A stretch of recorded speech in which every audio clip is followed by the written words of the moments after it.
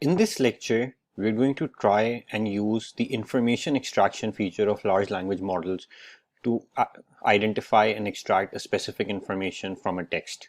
So to do that, I have this specific page open on Wikipedia for passengers on Titanic, and I'm going to copy this specific paragraph from it as our example case.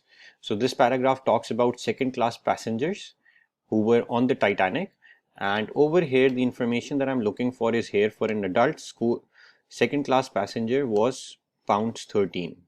So that's the price of the ticket, which is equivalent to around £1,400 today. So this is the information that I'm going to put into the model and ask it a specific question. So let's say first I'm going to just write my text here in squirrely brackets. Squirrely brackets are not important, just keep them in brackets or quotation marks so the model can interpret.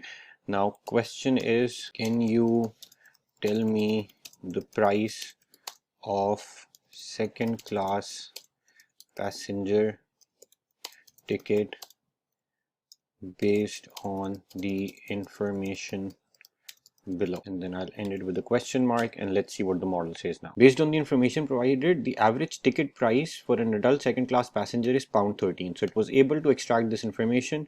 In today's currency, that would be equivalent to approximately £1,400.